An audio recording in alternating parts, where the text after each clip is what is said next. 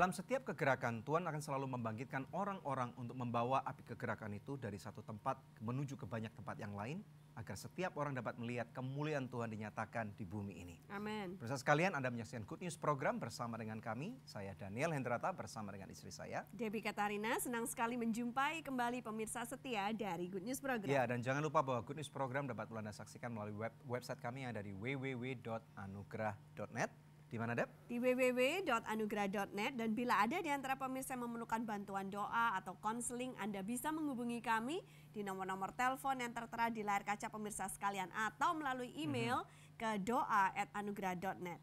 Ya, pemirsa sekalian, topik hari ini adalah api kegerakan bersama dengan seorang narasumber yang luar biasa, yaitu Pastor Irwan Wijaya yang adalah seorang senior pastor daripada GBI My Home di Tanjung Pinang. Kita akan melihat bagaimana Tuhan berkarya melalui kehidupan seorang hamba Tuhan ini yang luar biasa. Oleh karena itu kita akan saksikan satu video klip singkat yang satu ini. Tentu saja kita semua tahu bahwa misi merupakan isi hatinya Tuhan. Dan dalam seluruh kisah di Alkitab menunjukkan bahwa kasih Yesus adalah bagi setiap bangsa. Narasumber Good News hari ini merupakan gembala GBI My Home Tanjung Pinang serta ketua sekolah dari STT Real Batam. Pastor Irwan Wijaya merupakan seorang suami dan ayah dari 2 orang putra. Sejak mengalami pertobatan, Pastor Irwan telah memiliki hati misi.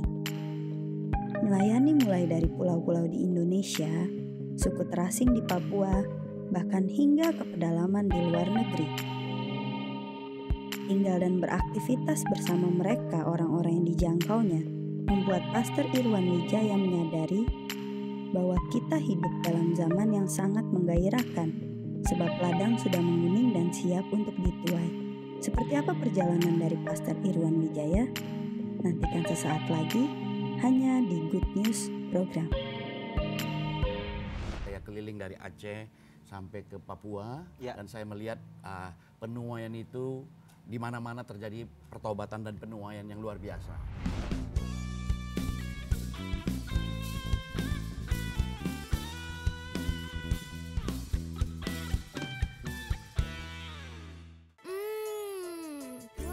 Pasti So Good Spicy Wing. So Good Spicy Wing, enak bingit.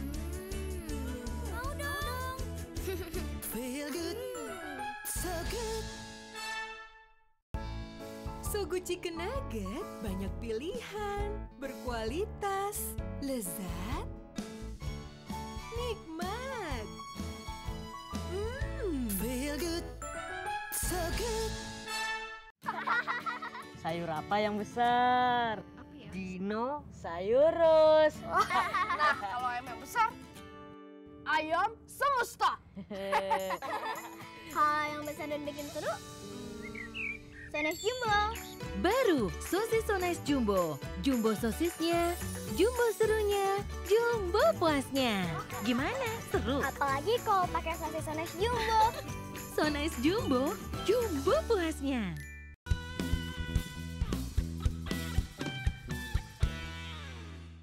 Ya, pemirsa sekalian, hari ini kita akan berbicara tentang api kegerakan, menampilkan seorang narasumber yang luar biasa, yang penuh dengan corak dan warna yang luar biasa, yang seperti api menyala-nyala. Dan oleh karena itu tanpa menunda lagi kita saksikan satu narasumber yang luar biasa, yaitu Pastor Irwan Wijaya. Silakan, Deb. Shalom Pak Irwan. Shalom. Puji Tuhan ya. Menyala-nyala, Deb. Menyala-nyala. Kita lihat dari fashionnya. Luar biasa nih.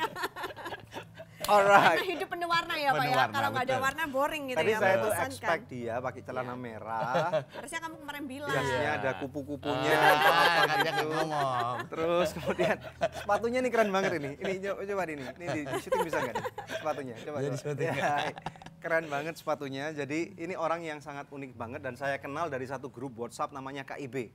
Keluarga Indonesia Bahagia, yang penuh dengan wah, ini pokoknya grup kudus banget gitu. Rame Penuh banget, dengan rame hamba banget. Tuhan yang keren-keren, yang besar-besar gitu ya. Keren-keren, dan beliau adalah salah satunya gitu. Wow. Oke, nah buat pemirsa di rumah yang belum kenal dengan Pak Irwan Wijaya ya, selain titelnya yang panjang banget ini, candidate PhD ya, beliau adalah gembala dari GBI My Home, House of Mission and Evangelism, gembala rayon misi Kepri dan bangsa-bangsa, direktur misi BCS Singapura, Ketua Sekolah STT Real Batam, anggota MPL GBI, Sekjen AMI Asosiasi Misi Indonesia, Advisory Facilitation Team CCPN Southeast Asia Church Planting Network, and Executive Community of GCPN London Global Church Planting Network. Wow. Ini orang penting ini, Dad. Benar-benar api menyala-nyala sungguhan ini. Satu pertanyaan, Pak. Satu pertanyaan sebelum saya masuk tanya yang lain. Pak Irwan ini belum pernah pergi kemana? Kalau sudah pernah pergi banyak ya? Kalau belum pernah pergi ke Kutub Selatan. udah touring around the world udah? Sudah hampir 60 negara. Wow. Terakhir saya dari Siberia. Wow, keren banget. Kutub Utara udah? Hampir sampai Hampir. Kutub. Luar biasa. Keren. Bisa cerita nggak tentang istri, anak-anak, keluarga dan pelayanan? Ya, saya punya 2 anak, Joshua dan Caleb. Umurnya? Kalau Joshua sekarang sudah umur 23 tahun, bekerja di pertambangan di pedalaman Kalimantan Barat. Wow. Yang kedua Caleb sedang kuliah tahun pertama di Singapura, jurusan IT. Keren. Oke, kemudian istri? Istri saya bantu saya di sekolah, kami punya SMK. Dan dia juga bantu di STT, Sekolah Tinggi Teologi. Berarti di rumah ada roh yang menyala-nyala terus? Menyala-nyala terus. Joshua, ada Caleb. Tapi saya bukan Musa. Oke. Berarti M-nya di depan ini namanya berarti Musa Irwan Wijaya gitu. Oke, Bapak bisa ceritakan tentang pelayanan Bapak. Bagaimana mulainya sampai bisa terlibat dalam organisasi yang begitu banyak? Oke, jadi saya sebenarnya saya bertobat tuh di Amerika waktu saya sekolah di jurusan penelitian satwa liar. Wow. Jadi karena dari kecil saya itu sudah suka hutan, sekolahnya juga jurusan kehutanan khususnya mamalia besar. Wow. Dan pulang dari sana dari Amerika saya bekerja di hutan, berbisnis di hutan dan waktu Tuhan panggil sepenuh waktu juga melayani di hutan. Udah kenal ini belum? Tarsan. Makanya puji Tuhan belum jadi orang hutan. Oke. Jadi kami mulai melayani dari Jambi karena saya dalam satu proses saya bankrupt. Oke. Dari situ Tuhan proses kami dan saya menyerahkan hidup itu tahun 97. Jadi hampir 21 tahun yang lalu. Waktu Indonesia Krismon. Waktu Indonesia Krismon betul sekali. Waktu itu saya punya utang itu dari umur 26 sampai umur 31 tahun saya hidup di bawah utang. Wow, oke. Berapa banyak utangnya memang? Hampir 5 miliar. Wow, oke. Jadi saya masih ingat 425.500 rupiah itu genap 5 miliar zaman itu. Wow, oke. Iya. Oke. Nah, kemudian kita akan berbicara tentang api kegerakan. Iya. Saya percaya Anda adalah orang yang sangat tepat untuk kita bisa belajar tentang api kegerakan ini. Dan bisa cerita nggak kira-kira tentang apa yang sedang Tuhan kerjakan di musim sekarang ini? Oke, jadi saya berani percaya hari-hari ini Tuhan sedang menuai segala suku, kaum, dan bangsa. Amin. Dan khususnya untuk di Indonesia juga saya berani percaya Tuhan sedang melakukan banyak perkara. Saya keliling dari Aceh sampai ke Papua dan saya melihat penuaian itu di mana-mana terjadi pertobatan dan penuaian yang luar biasa. Dan saya berani percaya juga sampai satu titik nanti penuaian ini akan terus masuk ke dalam rumah Tuhan sampai sebelum Tuhan datang. Amin. Right, oke. Nah, waktu Pak Irwan pertama kali dapat api ini gimana caranya gitu? Ada encounter apa dengan Tuhan? Apakah di Jambi situ tempatnya? Iya betul, memang di Jambi. Jadi karena saya kan bekerja di hutan. Setiap hari Minggu mau ke gereja itu susah. Dan waktu itu saya pikir bagaimana dengan orang-orang yang di hutan bekerja. Pak, susahnya bagaimana, maaf? Karena saya kerja di hutan sebagai kepala pusat penelitian hutan tanaman industri. Wow. Dan tidak ada tempat untuk beribadah. Oh. Dan waktu itu saya pikir kalau saya nggak mulai, bagaimana? Akhirnya kami mulai satu persekutuan kecil. Dari situ saya mulai terbeban untuk suku-suku yang tinggal di hutan ini karena saya juga seorang peneliti hutan. Jadi ya udah kita mulai persekutuan, saya mulai layani mereka dan dari situ saya melihat ada yang bertobat dan mulai timbul satu kerinduan untuk melayani orang-orang ini karena nggak ada yang melayani. Itu aja sebenarnya sangat simpel. Lu padahal gereja kan banyak nih. Kan jauh dari kota ini. Oh, jauh dari kota dan saya harus setiap kalau weekend pulang ke rumah habis ibadah di kota karena saya dari Jambi, saya harus pagi-pagi jam 2 jam 3 itu naik sepeda motor 3-4 jam masuk ke tempat saya bekerja. Oke. Jadi di situ memang nggak ada gereja. Iya. Jadi waktu itu sebelum Bapak mulai, kalau orang mau ke gereja harus pergi ke kota. Iya. Jauh perjalanan. Betul. Ya, oke. Nah, saya percaya bahwa ini akan menjadi sesuatu topik yang menarik sekali ya. Oke. Nah, kemudian kita akan tutup dulu ya. Nanti kita akan sambung ke segmen berikutnya. Silakan. Ya pemirsa, satu cerita yang luar biasa dari kesaksian hidup Pastor Irwan. Kita akan belajar lebih lanjut bagaimana kelanjutan ceritanya. Stay tune bersama kami hanya di Good News Program. Saya melihat tidak seperti seenak yang saya lihat menjadi hamba Tuhan. Apanya? Mulai dari penghidupan, penampilan, dan istri saya pikir kamu kok beda dengan pendeta yang lain, sedangkan pendeta yang lain kok enak.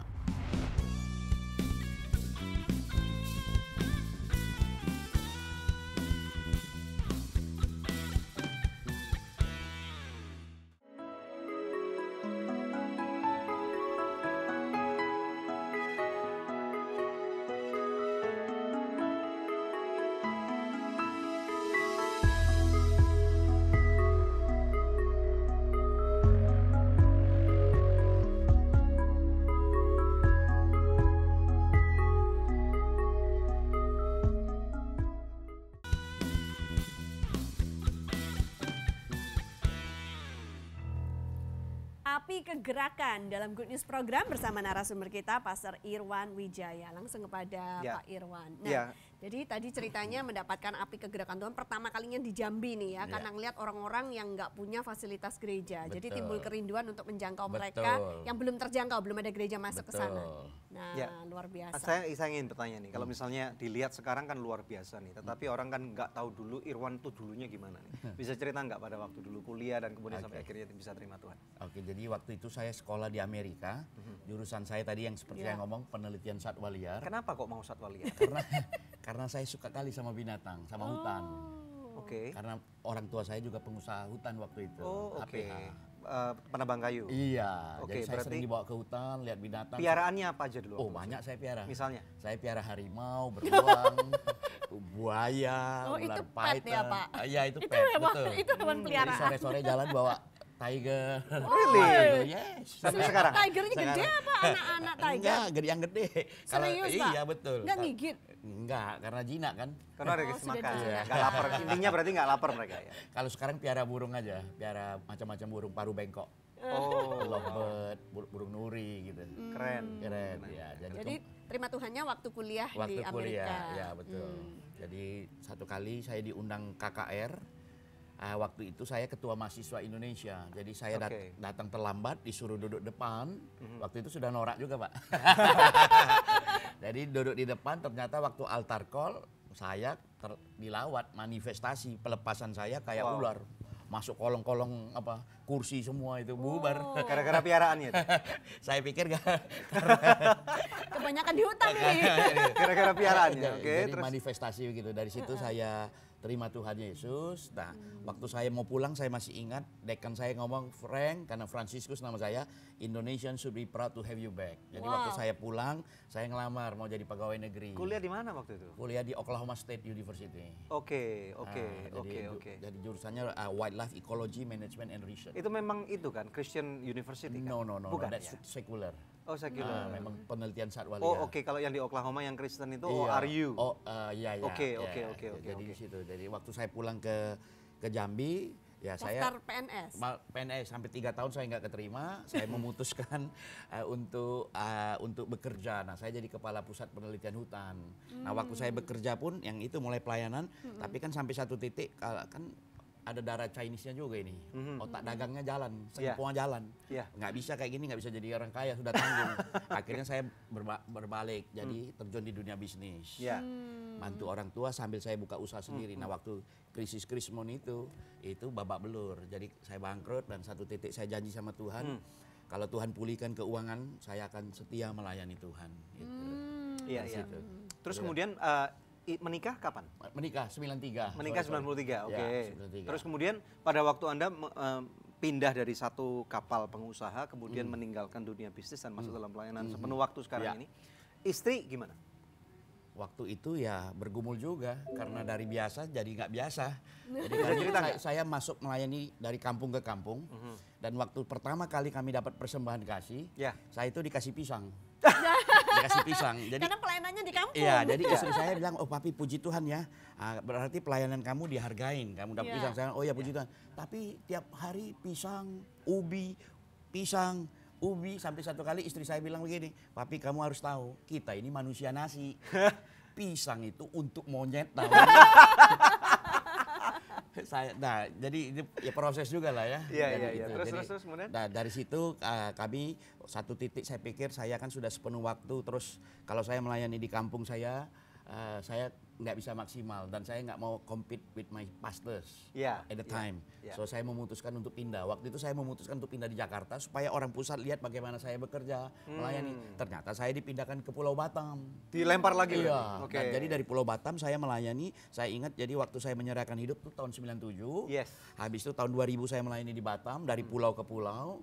Dan waktu saya Kan ada lagunya tuh. Dari pulau-pulau gitu. Terus. Jadi dari itu habis itu tahun sampai satu titik juga saya pikir saya nggak mau melayani lagi karena saya Kenapa? Tahun berapa itu Pak? tahun 2000 itu titik puncak saya kejenuhan di dalam pelayanan. Apa yang terjadi? Jadi 3 tahun setelah melayani Iya, sepenuh betul. waktu. Kenapa Pak? Apa Karena yang saya terjadi? melihat tidak seperti seenak yang saya lihat menjadi hamba Tuhan. Apanya? Mulai dari penghidupan, penampilan, dan istri saya pikir kamu kok beda dengan pendeta yang lain, sedangkan pendeta yang lain kok enak. Maksudnya itu di mimbar setiap minggu, melayani, terus penampilannya juga beda, sedangkan kamu kan melayaninya di pulau, di kampung, terus wah kalau kayak begini nggak cocok. Berarti coraknya waktu tahun 2000 nggak kayak gini? Kayak begini sudah. Cuma kan melayani misi, jadi kan beda Pak. Jadi merintis dari nol, dari 1 orang, 2 orang, Oke. sampai jadi satu tempat ibadah. Wow. Nah begitu. Oke, ada hal-hal susah yang paling berkesan nggak waktu itu? Yang paling berkesan waktu hal-hal yang susah ya ditolak orang, diludah, dimaki, diusir. Pernah diludahin? Pernah, sudah Pernah sering kalau diusir? itu diusir, diancam. Itu sudah hal yang biasa. Anjingnya dikeluarin gitu. Enggak Pak. Enggak Bilang diusir. nggak? Lu keluarin anjing, gua keluarin harimau nanti. Iya. Oke. Good. Oke, go ahead. Nah, lalu saya lihat juga Bapak memang dari dulu suka mengikuti organisasi ya, bahkan waktu kuliah tuh sudah ikut juga. Nah, kemudian bagaimana Bapak membawa api kegerakan itu ya kan dari Jambi terus ke Tanjung Pinang ya ke Batam sampai kemudian bisa menyebar ke seluruh dunia itu gimana? Jadi pertamanya kan saya memang melayani dari kampung. Habis itu saya mulai waktu saya mau jenuh, saya ditangkap sama mentor saya lagi, seorang hamba Tuhan yang menawarkan coba kamu ikut saya aja. Nah waktu saya mulai ikut itu saya mulai menanam gereja di Malaysia. Nah dari Malaysia saya mulai menanam gereja ke Thailand, Kamboja, Vietnam sampai hampir 2004. Jadi hampir 4 tahun saya cuma berpikir kapan ya saya bisa melayani orang saya sendiri, orang Indonesia. Dan akhirnya saya diminta untuk mengembalakan satu gereja lokal di Pulau Bintan di kota Tanjung Pinang. Wow. Nah dari situ saya mulai nggak tahu mau buat apa. Nah Tuhan kasih saya satu ayat di Matius 9 ayat 35. Yesus berjalan dari desa ke kota, memberitakan kabar baik, dia menyembuhkan, jadi mengajar, menyembuhkan, mengajar, memberitakan kabar baik dan menyembuhkan. 3 hal itu aja. Jadi saya pegang Tuhan, saya akan beritakan kabar baik, saya akan mengajar, saya akan menyembuhkan. Nah dari situlah awal mula pelayanan misi itu. Sip, luar biasa. Kita akan nanti belajar lebih dalam lagi ya. Pemirsa sekalian, kita tahu bahwa hal kecil itu nggak dapat dipandang remeh ataupun sepele. Dimanapun saat ini Tuhan percayakan kepada Anda, percayalah bahwa Tuhan yang ada di dalam diri Anda itu Tuhan yang sangat besar. Dan dia sanggup untuk bekerja sama bersama dengan Anda untuk melakukan perkara besar. Jangan kemana-mana, kita akan stay tune di Good News Program. Oh tak pernah terlambat. Haleluya. Tiada kata melebihi. Haleluya.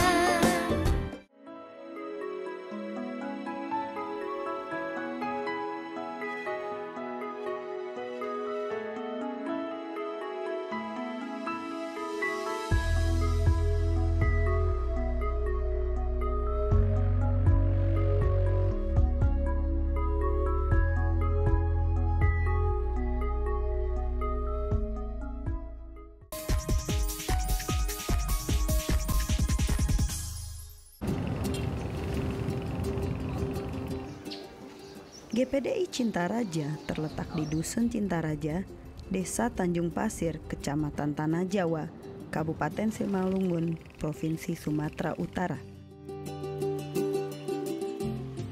GPDI Cintaraja yang digembalakan oleh Pendeta Yefta Gideon Sitorus bersama dengan istri Elizabeth Pasaribu. Telah lama mereka bermimpi untuk merenovasi gedung gereja mereka. Namun, niat mereka selalu urung terlaksana karena sulitnya dana. Mengingat minimnya ekonomi jemaat yang hampir 97% adalah petani tradisional. Mereka sangat bersuka cita ketika mengetahui gereja mereka ditunjuk oleh Anugerah Ministry sebagai proyek CMO yang ke-42.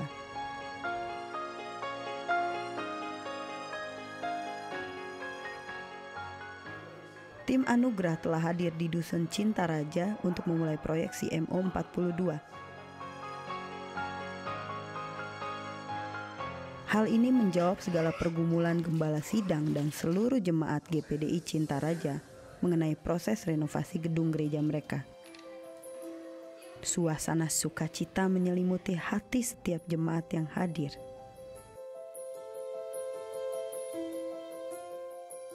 Hal tersebut terlihat jelas dari wajah mereka.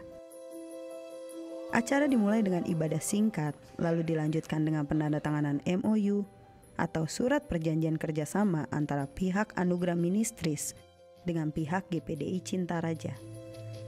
Kemudian, proyek CMO 42 ini secara simbolis dimulai dengan penggantian plafon. Adapun hal-hal yang dikerjakan pada proyek CMO 42 ini, yang pertama, penggantian plafon, penggantian teras, penggantian atap, penggantian pintu dan jendela, serta pengecatan pada gedung gereja. Sedangkan pada pastori yang dilakukan adalah penggantian atap, pemasangan plafon, pembuatan kamar mandi, renovasi dapur, serta pembuatan 1 kamar tidur. Terima kasih atas dukungan yang diberikan oleh para partner Anugerah, sehingga sampai hari ini kami boleh terus menjalankan program CMO tanpa halangan yang berarti. Doakan kami agar proyek CMO ke-42 ini dapat berjalan dengan lancar dan sesuai dengan yang direncanakan. Tuhan Yesus memberkati.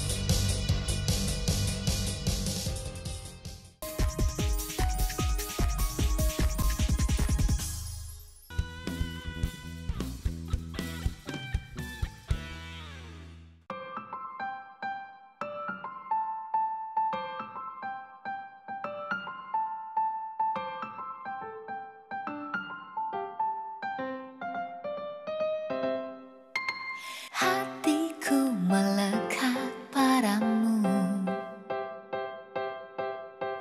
tiap hari ku mengagumimu. Kau tak pernah buatku malu, bahkan kau yang membelaku di depan musuhku. Hatiku melekat padamu, tiap hari ku makin jatuh cinta.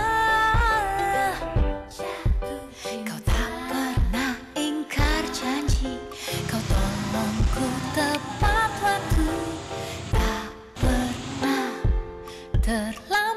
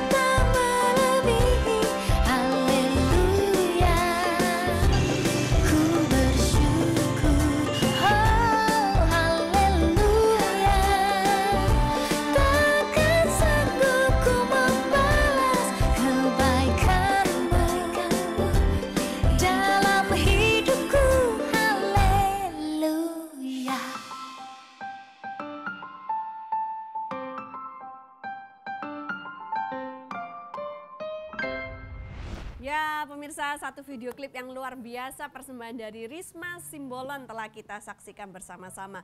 Pemirsa, ini saatnya kuis yang selalu dinantikan oleh pemirsa sekalian ya. Pertanyaannya adalah, apakah judul lagu yang tadi dibawakan oleh Risma Simbolon dalam video klipnya? Anda bisa mengikuti kuis ini dengan mengirimkan jawabannya melalui SMS ke nomor HP yang tertera di layar kaca atau melalui email di quiz@anugerah.net dengan format seperti ini. Kuis, nama, alamat lengkap, dan jawabannya. Bila Anda mengirimkannya lewat email, sertakan juga nomor HP Anda, maka kepada 5 orang pemenang terpilih, kami akan mengirimkan masing-masing sebuah CD persembahan dari Risma Simbolon. Pemirsa tetap stay tune bersama dengan kami akan kembali lagi membawa lebih banyak good news lagi. Indonesia ini, I love Indonesia so much. Kita masih punya 130 unreached people group 130 yang belum terjangkau, dan dari 130 itu ada 23 unengaged. Artinya tidak ada satu pekerja pun yang memikirkan masuk ke sana. Iya.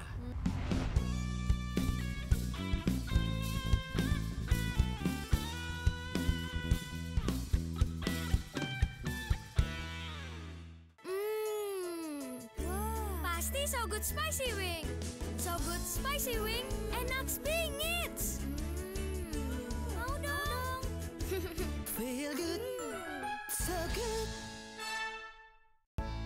So Good Chicken Nugget banyak pilihan, berkualitas, lezat, nikmat. Feel good, so good. Sayur apa yang besar? Apa ya? Dino sayurus. Nah, kalau ayam yang besar, ayam semesta. Hal yang besar dan bikin seru. Sones Jumbo. Baru sosis So Nice Jumbo. Jumbo sosisnya, jumbo serunya, jumbo puasnya. Gimana? Seru? Apalagi kalau pakai sosis Sones Jumbo. So Nice Jumbo, jumbo puasnya.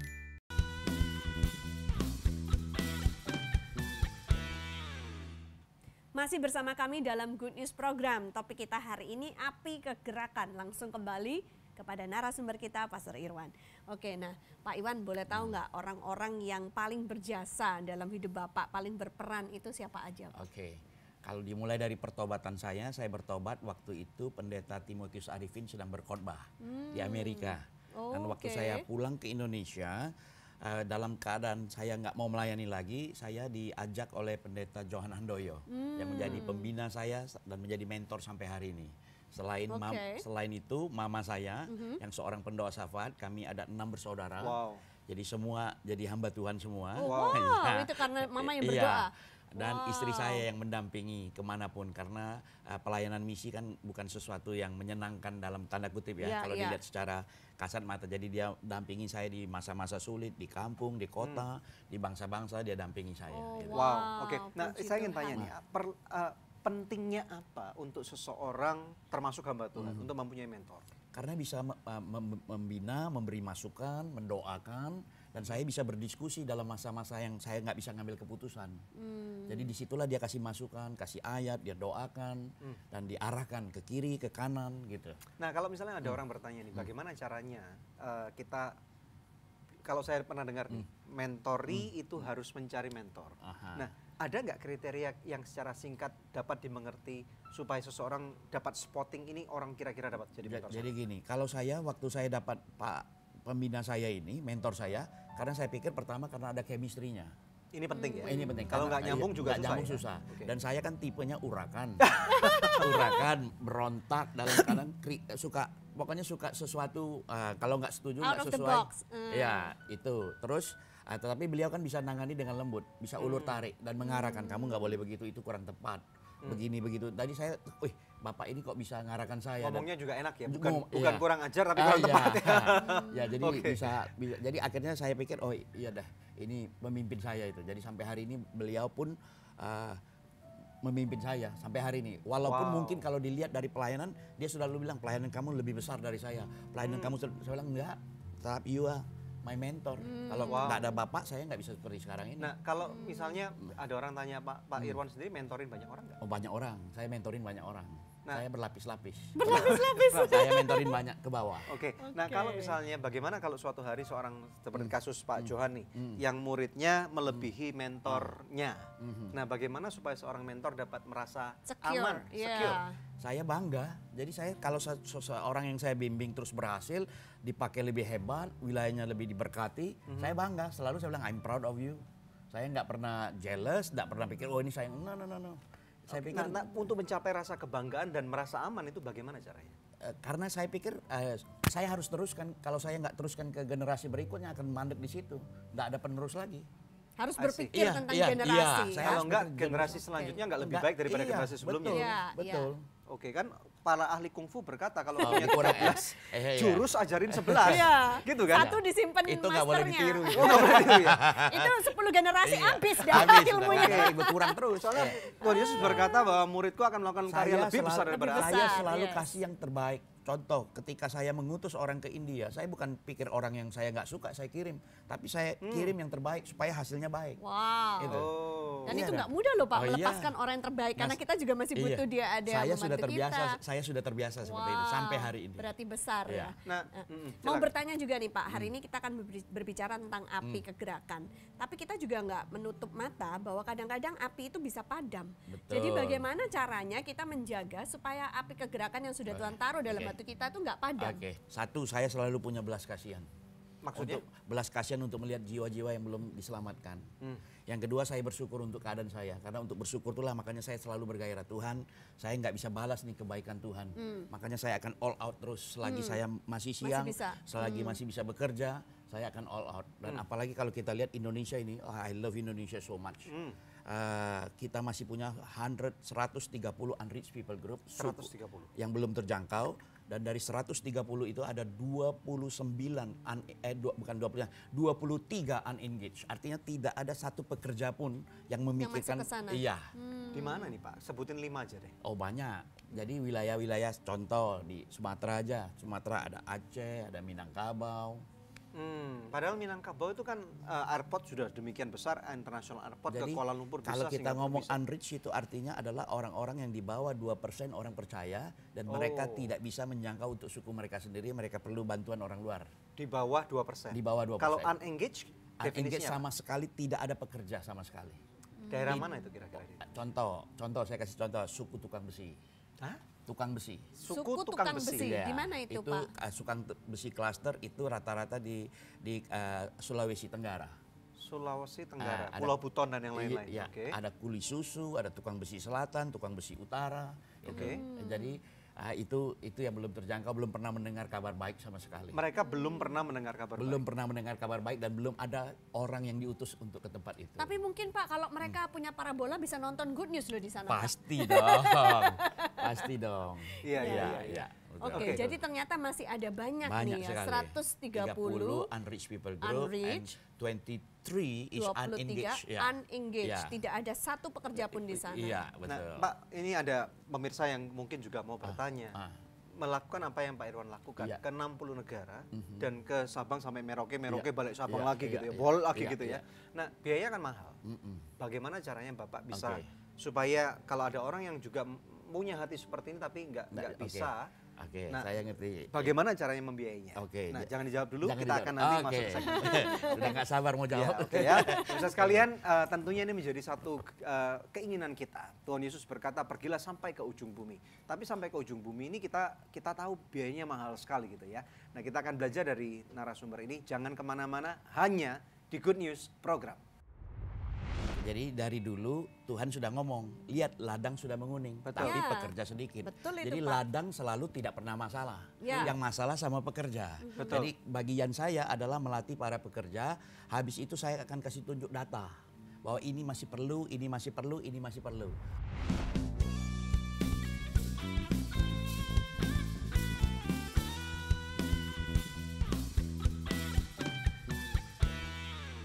Pemirsa, sejak tahun 2005 kita telah bersama-sama di dalam Good News Program. Terima kasih untuk kesetiaan dari pemirsa setia Good News Program, khususnya buat partner dari Anugerah Ministries. Bila ada di antara pemirsa yang belum menjadi partner Anugerah Ministries, izinkan saya mengetuk hati Anda. Mari sama-sama kita dukung Anugerah Ministries supaya bisa lebih banyak lagi pekerjaan Tuhan yang kita lakukan bersama-sama. Anda bisa menghubungi kami di nomor telepon yang tertera di layar kaca pemirsa atau memberikan taburan di nomor rekening yang tertera. Pemirsa, kami percaya taburan Anda berada di ladang yang subur dan akan membuahkan banyak hasil bagi pekerjaan Tuhan. Tuhan Yesus memberkati.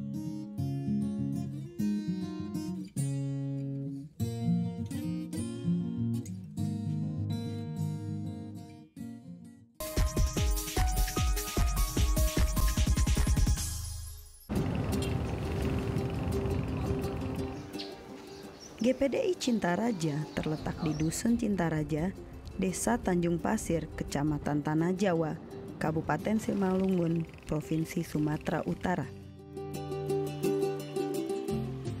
GPDI Cintaraja yang digembalakan oleh Pendeta Yefta Gideon Sitorus bersama dengan istri Elizabeth Pasaribu.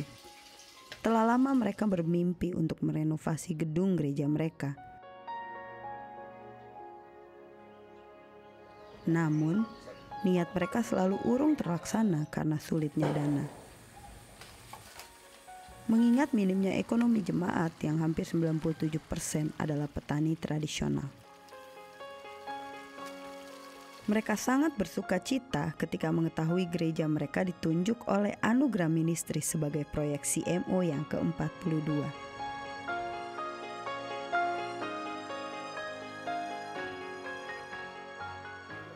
Tim Anugerah telah hadir di Dusun Cintaraja untuk memulai proyek CMO 42. Hal ini menjawab segala pergumulan gembala sidang dan seluruh jemaat GPDI Cintaraja mengenai proses renovasi gedung gereja mereka. Suasana sukacita menyelimuti hati setiap jemaat yang hadir.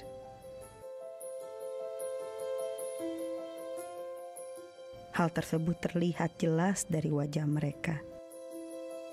Acara dimulai dengan ibadah singkat, lalu dilanjutkan dengan penandatanganan MOU atau surat perjanjian kerjasama antara pihak Anugerah Ministries dengan pihak GPDI Cintaraja. Kemudian, proyek CMO 42 ini secara simbolis dimulai dengan penggantian plafon. Adapun hal-hal yang dikerjakan pada proyek CMO 42 ini, yang pertama, penggantian plafon, penggantian teras, penggantian atap, penggantian pintu dan jendela, serta pengecatan pada gedung gereja. Sedangkan pada pastori yang dilakukan adalah penggantian atap, pemasangan plafon, pembuatan kamar mandi, renovasi dapur, serta pembuatan satu kamar tidur. Terima kasih atas dukungan yang diberikan oleh para partner Anugerah, sehingga sampai hari ini kami boleh terus menjalankan program CMO tanpa halangan yang berarti. Doakan kami agar proyek CMO ke-42 ini dapat berjalan dengan lancar dan sesuai dengan yang direncanakan. Tuhan Yesus memberkati.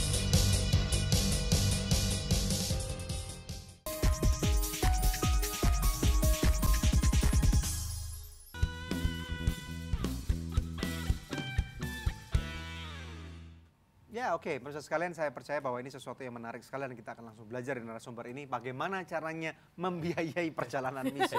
Karena memang nggak bisa dipungkiri loh Pak, Indonesia ini kan negara yang kepulauan. Nah, untuk pulau-pulau yang kecil, daerah-daerah yang terpencil yang Bapak tadi bilang yang unengaged itu, mahal ya kan? Kesana.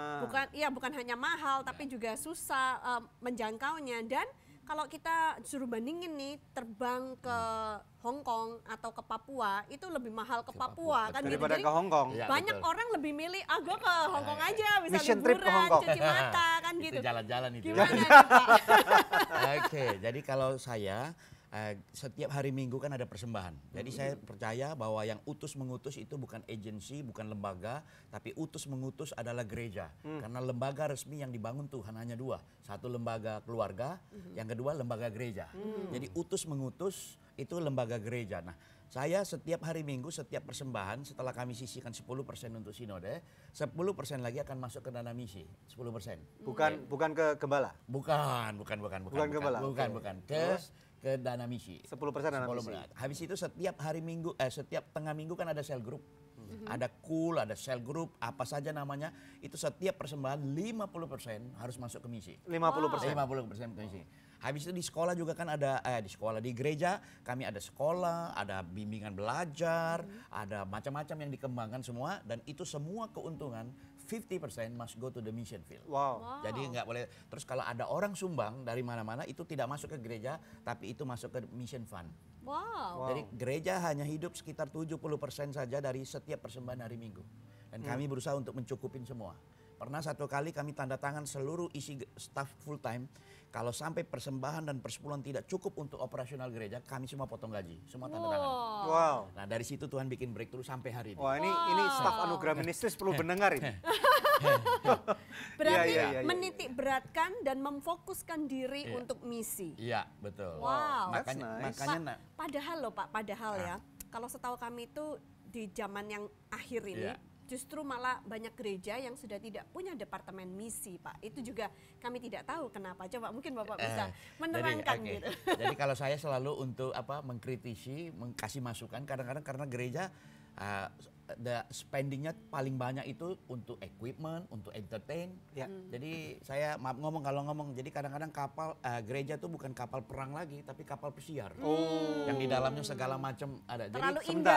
saya juga mau tanya nih, memang gereja lokal Bapak sendiri yang di bawah istilahnya jurisdiction Bapak berapa gereja? Berapa jemaat? 152 cabang ranting. 152 cabang ranting. Dan jadi itu Bapak yang manage sendiri? Iya, kami bagi per sub rayon dan itu terus bertumbuh. Hampir tiap bulan ada penanaman gereja baru. Nah, ada itu yang reguler ya. Saya ini yang di bawah Pak Irwan langsung ya? Iya. Ada berapa jemaat? Oh, mungkin banyak sekali. Kira-kira? Wah saya nggak tahu ya, ribuan juga kali. 10.000, 20.000? Oh, kalau 10.000 Malaysia aja 10.000. Wow. Oke. Untuk di Malaysia aja, jadi saya pikir ada 20.000, 30.000 mungkin, 20.000 lah mungkin ya kalau. Kira-kira 20.000. Iya. Oke. Tapi ini tersebar menjadi 150 cabang. Iya. Bukan mega church satu. Enggak. Oke. Nah kalau gereja inti sendiri di mana keluarga Anda pergi berapa orang? Di tempat saya kalau di Tanjung Pinang kurang lebih 1.100. 1.100. Iya.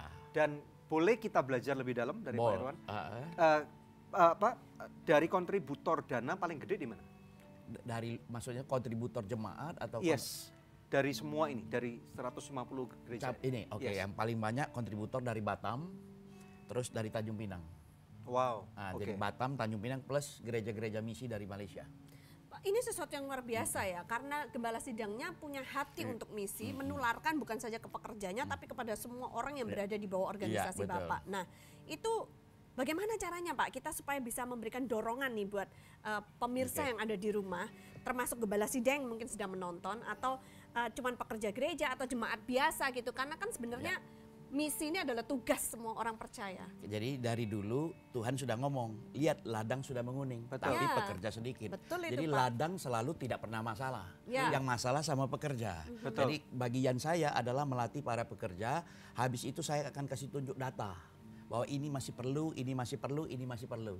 Dan ini masih perlu utusan misi, ini masih perlu utusan misi, dan kita akan mengutus. Jadi kita umumkan. Saya selalu ngomong, saya selalu bersaksi bahwa kasih data yang jelas, habis itu kita doakan dan kita juga doakan untuk pendanaan. Itu Jadi yang kita Bapak lakukan. utus mereka ke tempat-tempat yang masih unengaged itu. Yes. Tuhan Yesus berkata untuk menyangkali diri. Nah bagaimana seorang gembala sidang seperti Anda yang sudah kelas, mempunyai kelas tertentu ya, itu bagaimana menyangkal diri? Saya mencukupkan dengan apa adanya. Saya nggak pernah, dalam arti kata saya tidak tertarik dengan sesuatu yang wah. Saya pikir karena itu sementara kan. Kecukupan apa adanya untuk Anda dengan gembala yang 50 orang kan berbeda nih. Betul. Jadi kalau mereka yang mengembalakan 50, mereka pun akan menyesuaikan diri secukupnya. Karena saya selalu jadi contoh. Dan setiap kali saya menanam gereja baru, saya akan mulai duluan untuk nabur.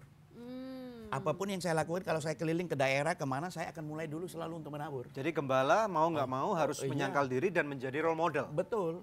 Saya berani ngomong, saya bisa ditiru seperti Paulus katakan, contoh laku untuk ke tim saya yang di bawah. Berarti besok kita harus pakai baju seperti dia. Iya, yang ini yang enggak berani orang. Nah, Pak, secara singkat sebelum kita tutup 1 menit lagi nih, kasih contoh Pak. Seorang jemaat ini kalau yang gereja besar mungkin lebih gampang untuk ngatur karena duit udah banyak. sebuah gereja dengan 50 jemaat, Oke. rata-rata kelas menengah atau Oke. menengah bawah. Oke. How do we start the mission here? Jadi gini, how we start the mission, pertama-tama yang harus kita lakukan adalah kita rekrut. How to recruit itu pertama-tama bagaimana kita merekrut tenaga dulu. Satu tenaga. Tenaga dulu. Nah, waktu tenaga sudah ada, kita cukupkan dengan data yang kemana kita mau pergi nih. Jadi gembalanya harus mau belajar iya tahu dong, ya. harus Oke. tahu, pemetaan harus tahu, pendataan juga harus tahu, baru kita lihat kecukupan dana. Oke. Kadang-kadang kan kalau kami punya konsep juga ketika kami kirim, kami punya moto namanya one way ticket. Jadi, Boleh pergi belum tentu iya, kembali. betul. Jadi kami melatih, jadi saya punya sekolah misi namanya POAB, Pusat Orientasi Apostolik Bangsa-Bangsa, di mana salah satu modelnya filosofi yang kami pakai adalah seperti tentara Mongolia. When we send them out, yang pertama mereka harus lakukan adalah mereka harus bakar perahu mereka. Wow. Artinya tidak ada That's kata good. kembali sebelum mereka sukses. Wow. Nah, Jadi itu- kalau Jadi mau mereka berenanglah harus- kamu. Mereka harus belajar Iya, untuk berdikari iya, mandiri iya, di tempat mereka iya, yang betul. baru. Dan Jadi- Bapak itu equip mereka dengan skill-skill yang mereka perlukan. Salah satu mata kuliah di dalam POAB itu adalah how to increase your income in the mission field. Bagaimana menambah berkat pemasukan di dalam ladang misi. Makanya kami latih mereka. Oh wow. Gitu. Jadi harus ada pemberdayaan. Oh, iya. Kalau enggak mereka dikirim mati Betul, bener. iya, kan? Dan betul. ini Jadi- menarik sekali tadi yang Bapak bagikan ya. Pertama harus ada tenaganya, Iya. jadi rekrut pekerjanya Iya. dulu. Kedua harus ada data supaya Betul, tahu mana daerah yang betul. mau dituju. Ketiga baru mikirin dana. Yes. Kebanyakan orang kebalik. Iya. Kalau ada dananya baru gua pergi. Mau pergi kemana baru dipikirin Betul, nanti. Gitu. Tapi betul. kalau nggak ada dananya gua nggak mau Iya, pergi. jadi kalau dana enggak boleh nomor satu. Kalau dana Oke. nomor satu, misi pasti nggak jalan. Oh, oke. Karena ladang misi semua misi uang semua. Iya. Iya. Oke. Oke, Nanti saya mau luar biasa. tanya nih tentang kaviar. Wah, Boleh ya? keren. Nanti, Oke. Jadi rame pemirsa. Oke, sip. Oke, nah pemirsa sebelum kita jeda sejenak, ada doa yang sudah terjawab yang saya rindu bacakan buat pemirsa sekalian ya. Ada seorang ibu meminta bantuan doa. Setelah didoakan dia bersaksi kembali melalui SMS dan berkata, terima kasih atas dukungan doanya. Kami ucapkan kepada tim doa Good News sehingga anak kami telah berhasil dalam tes CPNS Kemenkumhan. God bless us, puji Tuhan. Bapak tadi nggak lulus ya? Nggak lulus. Tapi ini pemirsa ada yang lulus nih anaknya Pak. Ya, pemirsa masih adakah di antara pemirsa yang memerlukan bantuan doa atau konseling? Anda bisa menghubungi kami di nomor-nomor telepon yang tertera di layar kaca pemirsa sekalian. Atau melalui email ke doa@anugerah.net karena tim konseling dan doa kami siap untuk membantu Anda. Tetap stay tune bersama kami dalam Good News Program. Tuhan Yesus adalah utusan terbaik daripada surga. Nah, surga sudah mengutus yang terbaik. Allah Bapa tidak mengutuskan malaikat yang terbaik, tetapi dia mengutuskan putranya yang tunggal yang terbaik. Dan saya percaya bahwa kerajaan surga itu deserve, layak untuk menerima orang-orang yang terbaik.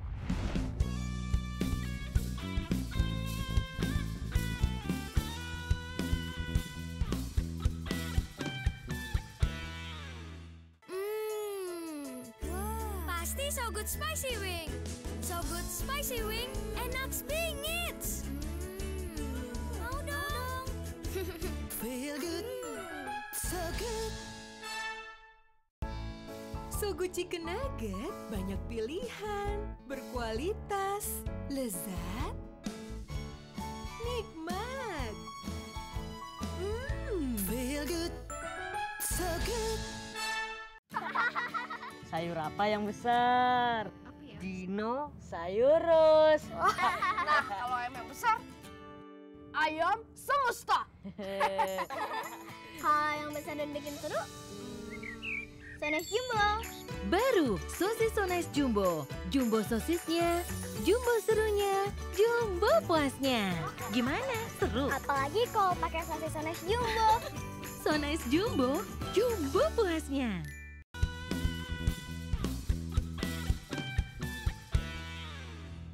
Api kegerakan dalam Good News Program ini karena bicara tentang api kita jadi semakin berapi-api nih ya. Padahal udah segmen terakhir Iya. nih. Nah, ya. saya mau tanya Pak, kaviar di Siberia, bisa cerita nggak? Oh, bisa. Ini harus kasih dong yang Kasih, menarik-menarik. ya. di Ini video bagian dari seperti misi. Jadi saya kemarin kan ke Siberia, ke Eastern famous Eastern Russia. Jadi di situ memang cuacanya musim panas itu 7 derajat sampai 8 derajat. Itu musim Itu panas. musim panas. Musim panas 7 derajat Iya, Celcius. Iya, Wow. itu siangnya sampai 10.30 malam. Wow. Jadi pagi lagi 4:30 udah terang. Jadi kami di situ, karena situ nggak bisa tumbuh apa-apa kecuali mereka roti sama kaviar. Jadi kami ikut mancing salmon. Jadi mancing salmon di air jeram itu. Jadi bukan pakai umpan, pakai umpan artificial punya itu. Jadi langsung nyamber, orangnya ajar bagaimana cara bersihin kaviar. Langsung dibedel di situ, diambil telurnya karena setiap salmon yang pergi ke telurnya banyak. Jadi itu langsung dibedel perutnya, telurnya diambil, dibersihkan di situ, disaring sedikit, dikasih garam. Wow. Langsung dimakan di situ. Terus salmonnya diapain, Pak? Ya itu dipotong-potong lagi, Di dimasak steak dong. gitu ya. Di steak dong. Itu ceritanya. Wow. Ini bagian dari misi, Pak? Kemarin itu bonus dari misi. Jadi selalu misi selalu ada tambahan bonus yang menarik-menarik. Kapan gitu. kesana lagi? Dia mau ikut. Pak, nah Itu yang saya 40 jam terbang, Pak. Oh, no problem, no problem. Total sama transit. Nah, kalau sebentar. Kalau misalnya babi panggang Papua gimana? Waduh, bakar batu. Silakan. Jadi kami disambut dengan acara spesial yang namanya bakar batu. Ya. Bakar batu. Bakarnya pakai batu. Iya, jadi batu dipanasin dulu, habis itu babi yang sudah dibunuh tapi belum dibuang isi perut, itu dibakar, habis itu batu itu dimasukkan ke dalam lubang dengan sayur-sayuran segala macam. Baru babi yang sudah bulunya dibersihkan itu dibuang isi perutnya, diangkat sebesar-besar itu, ditumbukkan di batu panas itu di dalam lubang itu, ditutup lagi dengan atas di batu. Itu rasanya beda, Pak. Oh, itu rasanya sangat beda. Dan habis itu makannya rame-rame dibagi. Nah, Pak, saya kepengen tanya bukan yang bagian makan-makan, tapi yang tadi Bapak bilang kan. Pertama sediakan pekerjanya, kedua harus punya data, tahu kemana mereka mau diutus, ketiga baru dana. Apakah selalu Tuhan cukupkan ketika Bapak sudah rekrut pekerja dan sudah tahu destinasinya? Selalu cukup. Saya sampai hari ini nggak pernah kekurangan. Wow. Jadi kalau orang misi yang gagal ada, tetapi kekurangan enggak, saya pikir. Sudah berapa tahun Bapak mempraktekkan hal ini? Saya melayani sudah 21 tahun, tapi saya terjun di dunia misi secara total 17 tahun. Wow. Dan saya melihat bagaimana Tuhan melakukan selalu perkara-perkara ajaib. Tapi pasti pernah minus dong? Minus, betul, tetapi tidak berlebihan. Maksudnya tuh minusnya tidak berlarut-larut. Gitu. Dan Tuhan gerakkan orang-orang yang murah hati, karena setiap kali saya sharing soal misi, pasti Tuhan akan gerakkan juga orang-orang yang tergerak untuk menabur di ladang misi. Wow. Nah, kami juga ada celengan misi, ada minggu misi. Jadi dari mulai anak sekolah minggu pun sudah dilatih untuk ngadopsi suku, untuk doakan. Mengadopsi suku, anak sekolah minggu. Iya. Di-sharingkan. Wow. Saya salut, Pak. Wow, luar biasa. Well, Pak Irwan inginnya 1 jam lagi. Tapi waktunya udah mepet. Nanti next time ya. Ntar kita berguru secara pribadi ya, Pak. Siap. Puji Tuhan, Pak Irwan, terima kasih banget. Thank you so much, Pak. So honored to have you, Pak. Ya, oke pemirsa sekalian, bagaimana dengan Anda? Ini ada api yang kami berikan kepada kehidupan Anda dan kami berharap api ini akan membakar kehidupan Anda. Roma 12 ayat 11 firman Tuhan berkata, "Janganlah hendaknya kerajinanmu kendor, biarlah rohmu menyala-nyala dan layanilah Tuhan." Jadi ada suatu panggilan dalam kerajaan surga untuk kita untuk melayani Tuhan. Kenapa kita harus melayani Tuhan? Karena banyak orang di luar sana mereka belum mendengarkan kabar baik seperti bagaimana Anda mengalami kebaikan Tuhan itu. Jadi pemirsa sekalian, ini ada tantangan.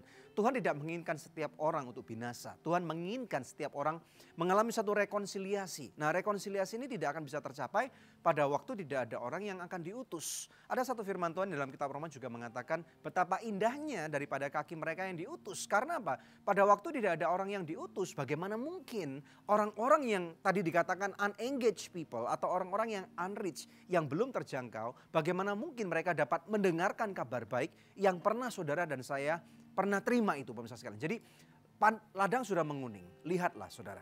Dan Tuhan Yesus berkata tidak ada masalah dengan tuaian, tetapi yang menjadi satu masalah adalah tidak banyak orang-orang yang mau diutus. Apalagi orang-orang yang sudah dari kota besar seperti Jakarta ataupun di kota-kota besar lainnya. Karena terkadang, pemirsa sekalian, saya mengingat ada satu cerita apa yang Tuhan Yesus pernah ajarkan kepada murid-muridnya. Di mana ada satu petani yang pergi untuk menabur benih. Dan di tanah yang ketiga, ingat pemirsa sekalian, ada tanah di sana, benih jatuh di sana, dan kemudian di sana ada semak belukar. Nah, ini yang saya mau katakan, ada banyak semak belukar di sekeliling kita yang kemudian membuat iman kita itu tanahnya memang cukup tebal, iman kita bertumbuh, tetapi karena adanya semak belukar ini yang kemudian mencekek gitu ya, sehingga tanaman ini tidak bisa menghasilkan buah.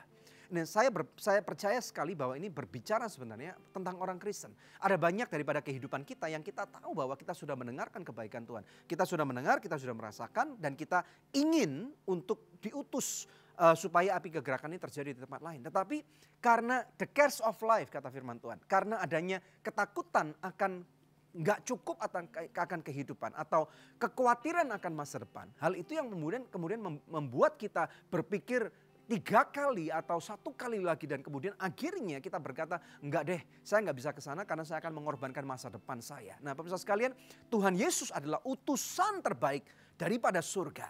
Nah, surga sudah mengutus yang terbaik. Allah Bapa tidak mengutuskan malaikat yang terbaik, tetapi dia mengutuskan putranya yang tunggal yang terbaik. Dan saya percaya bahwa kerajaan surga itu deserve, layak untuk menerima orang-orang yang terbaik. Bagaimana dengan Anda? Orang-orang seperti Pak Irwan sudah dipanggil oleh Tuhan, dan kemudian bagaimana mungkin dia bisa dipakai Tuhan dengan cara yang luar biasa. Kalau Tuhan bisa pakai beliau, saya percaya Tuhan bisa pakai Anda, siapapun diri Anda. Mungkin hari ini Anda bertanya, Tuhan, apa yang menjadi tujuan hidup saya? Ini perlu ditanyakan. Kalau Anda masih tidak tahu tujuan hidup Anda, ini sangat berbahaya. Tetapi pada waktu Anda sudah mengetahui tujuan hidup Anda akan menjadi berbahaya bagi kerajaan kegelapan, dan Anda akan menjadi sebuah aset yang sangat luar biasa bagi kerajaan surga. Maukah Anda berdoa bersama dengan saya? Saya memanggil orang-orang yang mau meresponi daripada api kegerakan Tuhan. Dan saya percaya kita akan berdoa bersama-sama.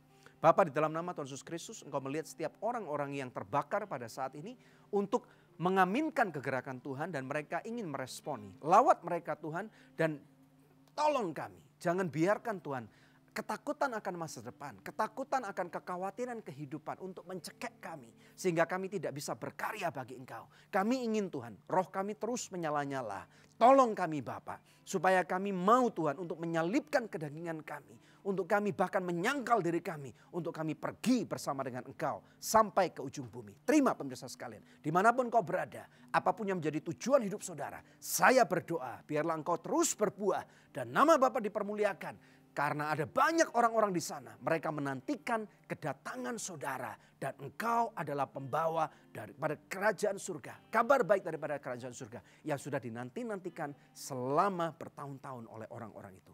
Terima di dalam nama Tuhan Yesus Kristus yang percaya dan meresponi panggilan Tuhan. Bersama dengan saya katakan, amin. Haleluya. Luar biasa pemirsa, satu tayangan hari ini ya yang kami berharap sungguh bergelora di dalam hati Anda. Api kegerakan Tuhan itu boleh Anda bawa dan Anda bagikan kepada setiap orang di sekitar Anda. Kami akan kembali pekan yang akan datang di hari, jam, dan stasiun televisi yang sama. Saya Devi Katarina bersama dengan suami saya Daniel Hendrata, dan saya percaya bahwa ini akan menjadi satu api kegerakan yang akan sampai ke ujung bumi. Amin. Oke, sampai jumpa. Tuhan Yesus memberkati.